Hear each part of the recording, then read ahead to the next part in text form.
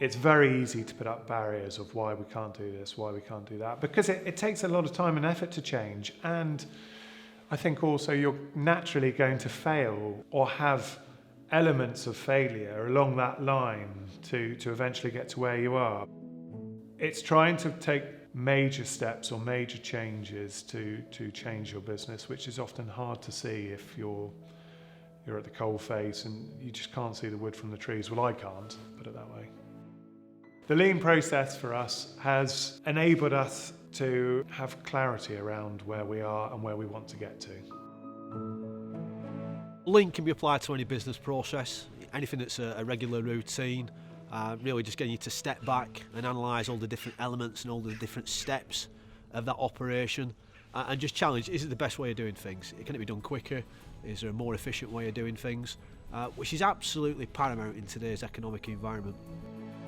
It's pushed us to perhaps, rather than make marginal gains, which we can do quite well in benchmarking, it's tried to change the system dramatically and move to a low input, low output system and work more with what the farm can offer rather than trying to get the farm to match what I want.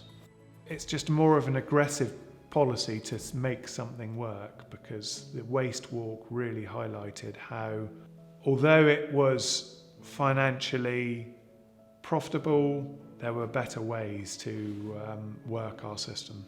Through the waste walk and looking at the business metrics, we'd identified that feed and forage was 30% of the overall costs within the business.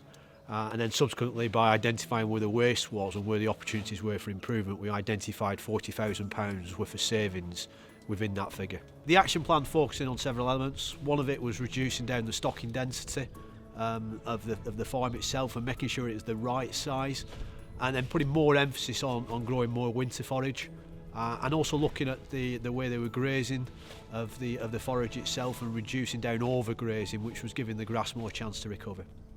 Work smarter, not harder, whatever cliche you want to dress it up as, but actually for us there is a balance, isn't there? It's not all about net margin, but on top of that is actually reducing time spent feeding animals, reducing carbon emissions, all of the above really. Everything is with an eye on reduction in time spent.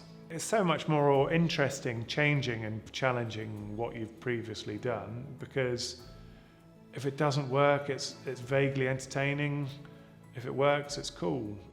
There are risks in agriculture every single day, but it's riskier to stand still for our business. We can all challenge ourselves, but unless we review it and unless we understand why we're trying to do this, then we'll never succeed.